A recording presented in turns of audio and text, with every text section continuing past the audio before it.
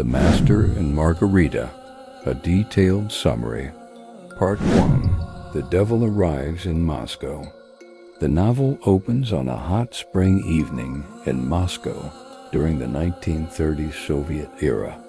Two literary figures, Mikhail and Ivan Homeless, are sitting by the patriarch ponds discussing a poem Ivan has written about Jesus Christ. Berlioz is instructing Ivan to portray Jesus as a purely mythical figure who never existed, in line with Soviet atheist ideology.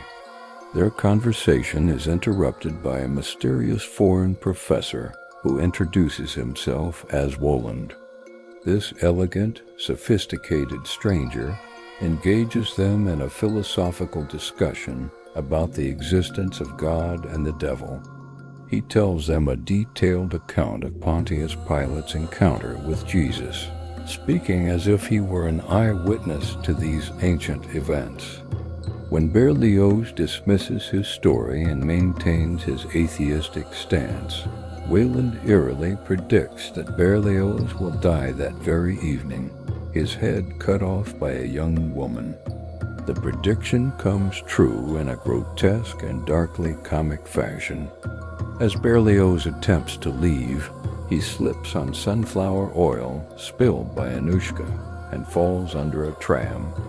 The tram operator, a young woman, cannot stop in time, and Berlioz is decapitated exactly as Woland foretold. This shocking event demonstrates Woland's supernatural powers and sets the tone for the chaos that will follow. Ivan Homeless witnesses this tragedy and becomes convinced that Woland is the devil himself. He pursues the mysterious stranger through Moscow in a frantic chase that leads him through the city streets. During this pursuit, Ivan loses his clothes and documents, eventually ending up nearly naked at the Patriarch Ponds again. His wild claims about meeting Satan lead to his being taken to a psychiatric hospital, where he meets the novel's titular master. The devil's arrival in Moscow marks the beginning of a supernatural invasion that will turn the city upside down. Welland is accompanied by his retinue of demons, each with distinct personalities and abilities. Koroviv is a tall, thin figure in a checkered suit who serves as Welland's interpreter and assistant. Behemoth is a giant black cat who walks on his hind legs, carries a gun, and has a fondness for chess and vodka. Azazello is a short, red-haired demon with a fang, responsible for the more violent aspects of their mission. Part 2. The Master's Story and Pilate's Burden.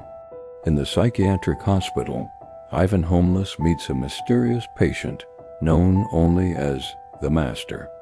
This man, whose real name is never revealed, was once a historian who won a lottery and used the money to write a novel about Pontius Pilate and Jesus Christ. The Master's story unfolds as a tale of artistic persecution and personal tragedy that reflects the harsh realities of Stalinist Soviet Union. The Master had lived with his beloved Margarita, who supported and inspired his writing. However, when he tried to publish his novel about Pilate, it was met with vicious criticism from the literary establishment. Critics denounced the work as anti-Soviet and religiously inappropriate. The sustained attack on his novel and his character drove the Master to a mental breakdown. Unable to bear the persecution, he burned his manuscript in despair and eventually ended up in the psychiatric hospital, where he now refuses even to give his name. Meanwhile, Bulgakov introduces readers to the ancient Jerusalem storyline through the Master's novel. In ancient Jerusalem, Pontius Pilate, the Roman procurator of Judea, is suffering from terrible headaches as he prepares to judge several prisoners during Passover. Among them is Yeshua HaNazri, a young philosopher who claims that all people are good and that there is no evil in the world. Unlike the traditional gospel accounts, Bulgakov's Yeshua is portrayed as a wandering philosopher rather than a divine figure. Pilate finds himself strangely drawn to this prisoner's gentleness and wisdom. Despite pressure from the Jewish authorities and his own political calculations, Pilate experiences an internal struggle. He knows that Yeshua is innocent of the charges against him, yet he feels compelled by political necessity to authorize his execution. The procurator's cowardice in the face of political pressure becomes a source of eternal torment for him. The execution takes place on Bald Mountain, where Yeshua is crucified alongside two thieves. Even as he dies, Yeshua maintains his faith in human goodness, asking that his executioners be forgiven. His final words and his compassionate nature leave a profound impact on those present, including the centurion who oversees the crucifixion. After Yeshua's death, a terrible storm strikes Jerusalem, and Pilate is left with an overwhelming sense of guilt and regret. He realizes that he has committed an irreversible act of cowardice by allowing the execution of an innocent man to preserve his own political position. This guilt will haunt him for centuries, creating a hell of his own making. Part 3. Satan's Ball and Moscow's Chaos. While the master languishes in the hospital, his beloved Margarita desperately searches for him throughout Moscow. She has heard nothing from him since his disappearance, and doesn't know whether he's alive or dead. Her love for the master and her determination to find him make her vulnerable to supernatural intervention. Meanwhile, Woland and his retinue begin their reign of terror and mischief throughout Moscow. They take up residence in the apartment previously occupied by Berlioz, driving out its inhabitants through various supernatural pranks and manifestations. The building's residents flee in panic as furniture moves by itself. Supernatural fires break out, and demonic laughter echoes through the halls. The demons' activities extend far beyond their temporary home. They disrupt a theater performance, causing chaos by making money rain from the ceiling, only to have it transform into worthless paper. They expose the corruption and moral bankruptcy of Soviet officials and citizens through elaborate supernatural schemes. At the Variety Theater, they stage a black magic show that reveals the audience's greed, vanity, and moral compromises. Koroviv and Behemoth wreak particular havoc through their visits to various Moscow establishments. At a currency store, they create pandemonium by exposing the illegal activities of the staff and customers. Their interventions often result in fires, arrests, and general mayhem, but they serve to expose the hypocrisy and corruption of Soviet society. The demons also target specific individuals who represent different aspects of Soviet life. Literary critics, theater directors, government officials, and ordinary citizens all fall victim to supernatural justice that reveals their moral failings. However, these punishments often have a darkly comic quality, reflecting Bulgakov's satirical approach to social criticism. Azucelo approaches Margarita with an offer that will change her life forever. He presents her with a magical cream that will transform her into a witch and allow her to fly. In exchange for this power, she must serve as the hostess for Satan's annual spring ball. Desperate to find the master and driven by love, Margarita accepts this Faustian bargain. The transformation scene is both liberating and terrifying. As Margarita rubs the cream on her body, she becomes invisible and gains the power of flight. Her first act is to take revenge on the critic who destroyed the master's novel by wrecking his apartment. She then flies naked through the Moscow night, experiencing a freedom she has never known before. Part 4. The Great Ball of Satan. Satan's Ball is one of the most spectacular and memorable sequences in the novel. Held in Wallen's supernatural mansion, the ball brings together the most notorious figures from history. Murderers, poisoners, and other evildoers from across the centuries gather to pay homage to their dark master. Margarita, now transformed into the queen of the ball, must greet each guest personally. The parade of evil that passes before her includes historical figures like Caligula and Messalina, as well as countless unknown criminals from every era.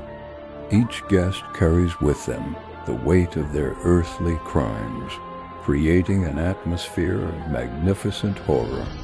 The ball itself is a study in contrasts. The setting is opulent beyond imagination, with crystal chandeliers, marble columns, and endless ballrooms filled with supernatural light.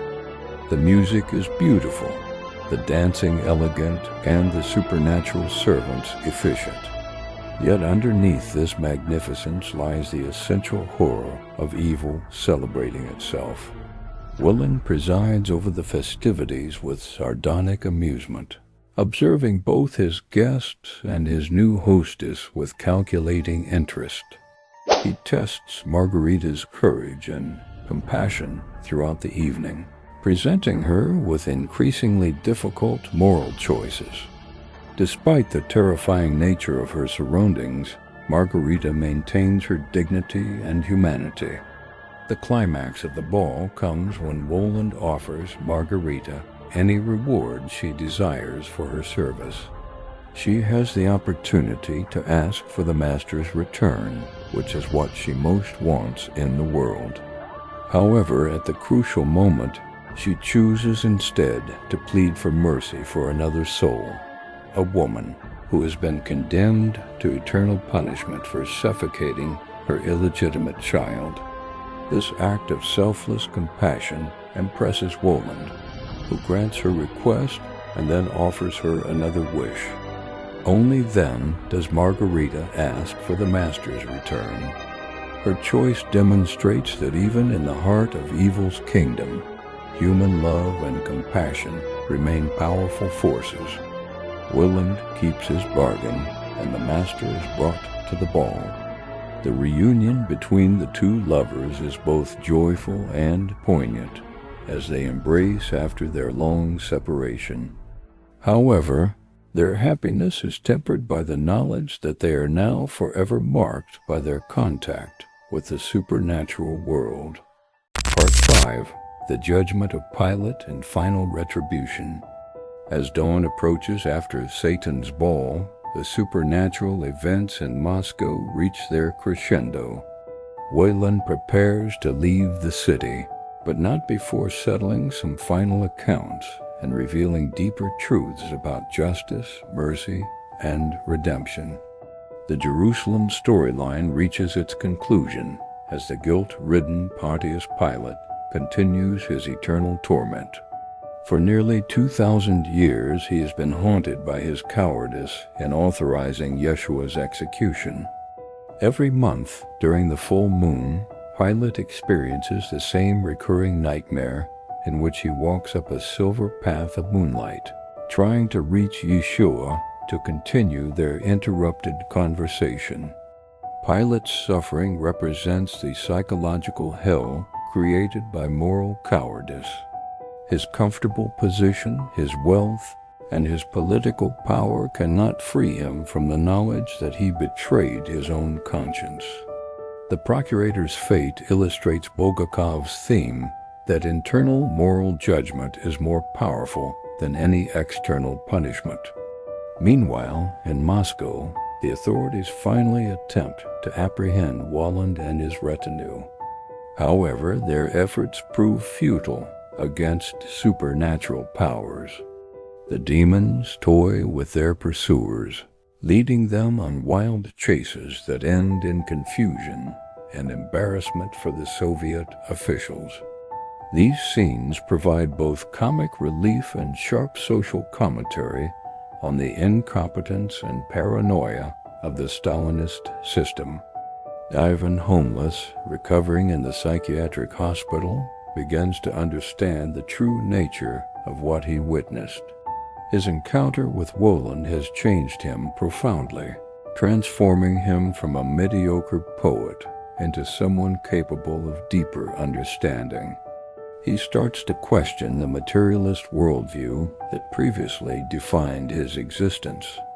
The Master and Margarita face a choice about their future.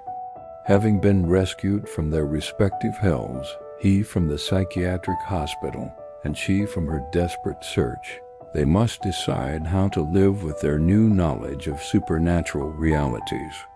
Their love has been tested and proven strong enough to survive both separation and contact with ultimate evil. Woland reveals that the Master's novel was not destroyed when he burned it. Manuscripts don't burn, the devil declares, producing the complete text from supernatural flames. This statement becomes one of the novel's most famous lines, asserting the immortality of true art despite the efforts of censors and oppressors to destroy it. Part 6. Departure and Eternal Peace. As Woland prepares to leave Moscow, he offers the Master and Margarita a final choice about their destiny. They can return to their ordinary lives with their memories intact, or they can accept a different kind of existence altogether. The nature of this choice reflects Bulgakov's meditation on the relationship between earthly love and eternal truth. Yeshua HaNazri, appearing in his role as advocate for mercy, requests that the Master and Margarita be granted peace rather than light. This distinction is crucial to Bulgakov's theology. Light represents the absolute truth and joy of paradise, while peace represents a gentler form of eternal rest. The Master, having suffered greatly for his art and his truth-telling, has earned this peace. Woland grants this request, but first he allows the Master to complete his mission regarding Pontius Pilate. The Master, as the author of Pilate's story, has the power to free the procurator from his 2,000-year torment. In a scene of great beauty and mercy, the Master calls out to Pilate, telling him he is free to walk up the path of moonlight to rejoin Yeshua and continue their interrupted conversation. This act of artistic mercy, the Creator freeing his character, represents one of the novel's central themes about the relationship between art and redemption. The Master's novel, which initially brought him persecution and suffering, ultimately becomes an instrument of mercy and liberation.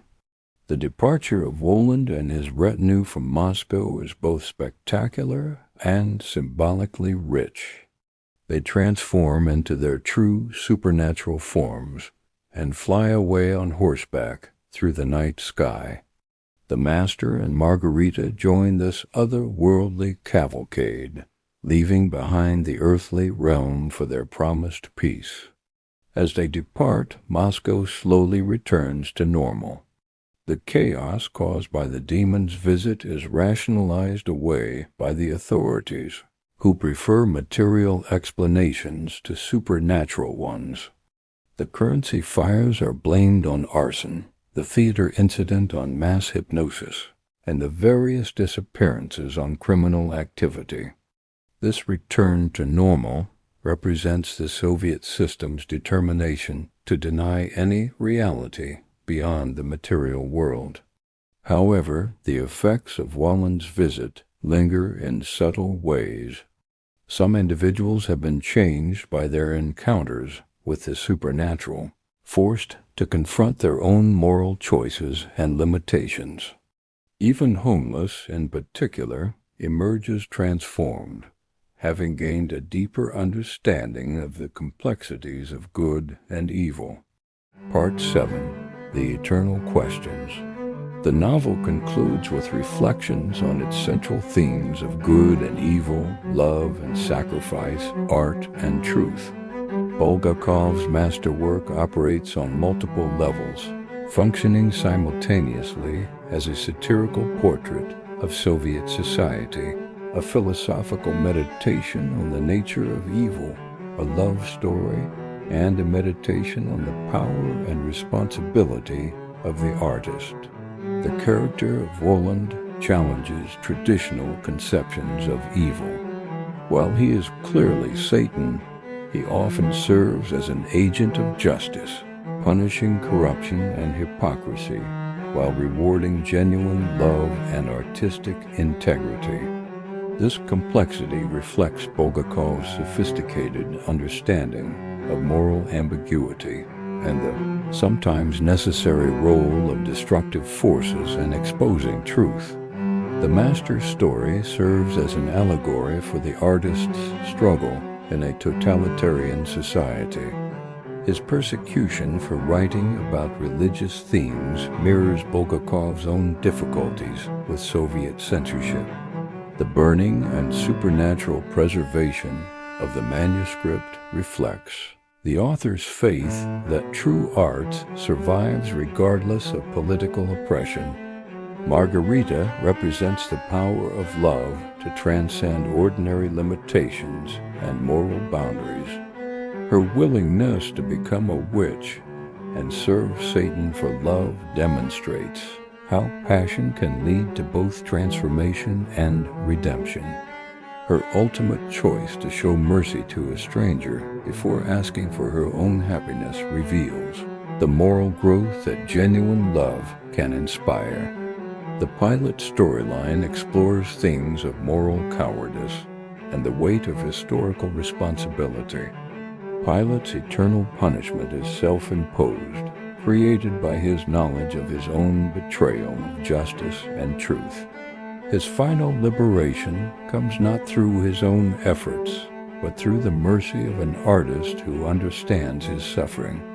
The novel's structure, with its interwoven narratives spanning different time periods and levels of reality, reflects Bulgakov's belief in the interconnectedness of all human experience. The ancient Jerusalem story and the contemporary Moscow narrative illuminate each other, showing how the same moral struggles repeat across history. Ivan Homeless's transformation from a propagandist poet to someone capable of deeper understanding represents the possibility of spiritual awakening, even within a system designed to suppress such growth. His annual spring pilgrimage to the Patriarch Ponds, where he remembers his encounter with Woland, suggests that some truths once glimpsed cannot be entirely forgotten. The novel's conclusion, with its emphasis on peace rather than absolute resolution, reflects Bulgakov's mature understanding of human limitations and the complexity of moral existence. The Master and Margarita find happiness not in perfect truth or complete understanding, but in their love for each other and their acceptance of mystery. The Master and Margarita ultimately stands as a testament to the power of imagination to transcend political oppression and historical circumstance. Through its blend of supernatural fantasy, social satire, and philosophical depth, the novel creates a work of art that, like the master's manuscript, refuses to burn despite all efforts to destroy it. Love this summary? Hit like, subscribe, and tap the bell for more book wisdom. Let me know what book to cover next in the comments.